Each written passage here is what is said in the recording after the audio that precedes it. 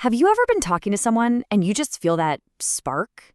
But you're left thinking, wait, are they feeling this too? Well, today we're going to decode those secret, unspoken signals of attraction.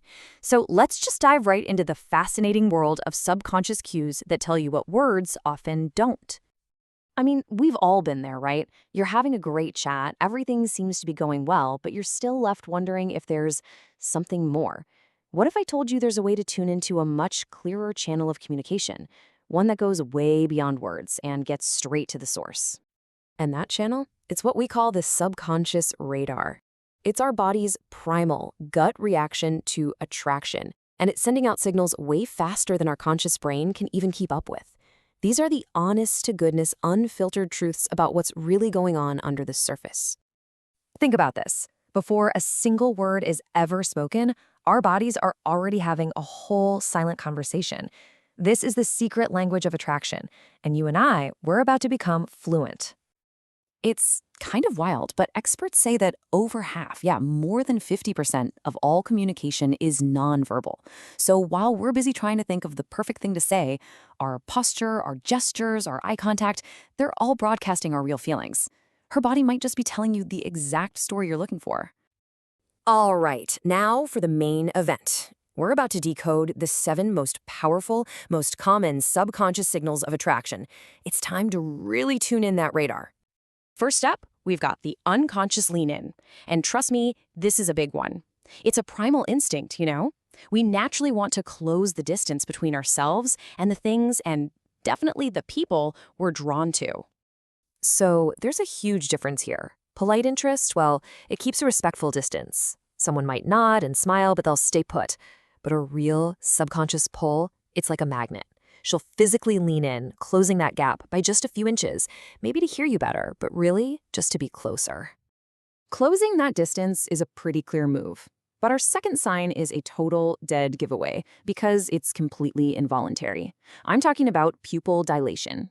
This is a purely biological response that is absolutely impossible to fake. So normally our pupils just get bigger or smaller depending on the light in the room, right? But when we're attracted to someone, our brain releases this rush of dopamine, and that causes our pupils to widen no matter how bright it is. So if you happen to notice her pupils seem just a little bigger when she's looking at you, that is her subconscious radar pinging loud and clear. Okay, so the eyes are a window to the subconscious for sure. But let's talk about sign number 3, which breaks that visual barrier, the accidental touch. We are social creatures, and physical connection is it's a fundamental part of how we bond.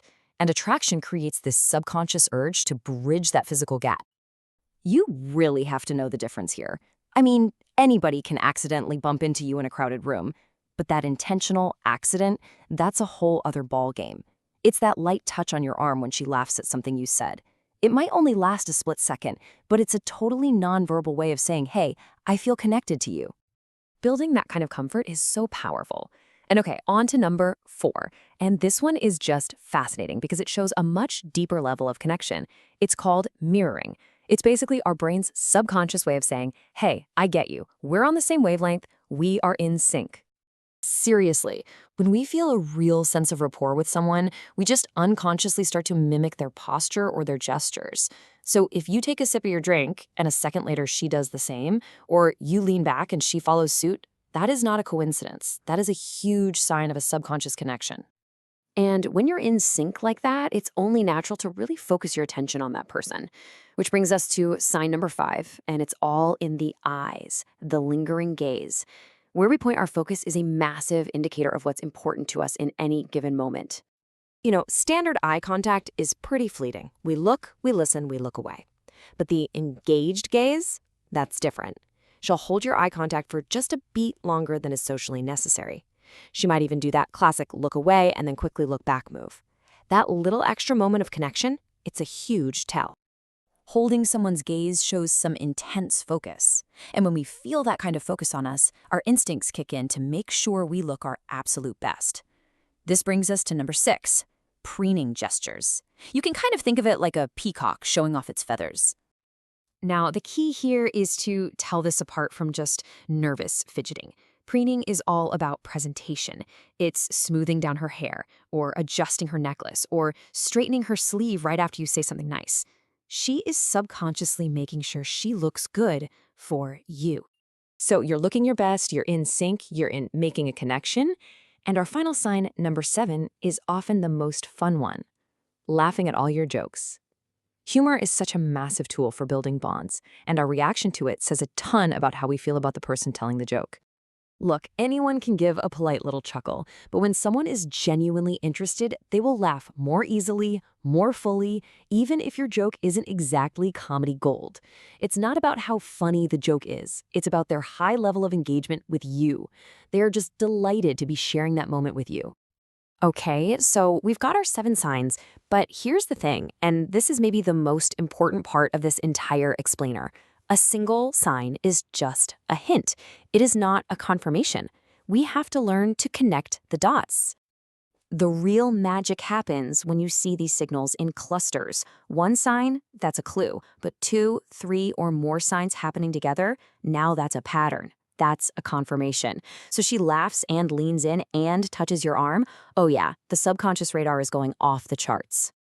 So you've learned to spot the patterns. The big question is, what do you do now? What do you do with this information? Let's switch gears from just analyzing to taking action. Here's a super simple framework. First, just observe with curiosity, not with judgment. Look for those patterns we talked about. Second, and this is critical, always consider the context. Is she just a naturally touchy-feely person with everyone, or is this behavior something that's unique to her interactions with you? And third, if the signs are pointing the right direction, use that knowledge to act with a gentle confidence. Ultimately, reading these signs isn't about having some kind of secret superpower. It's just about being more aware, more present, and frankly, a better communicator. It gives you the confidence to take that next step. So the final question isn't really, does she like me? But rather, now that you can read the signs, how are you going to choose to move that conversation forward?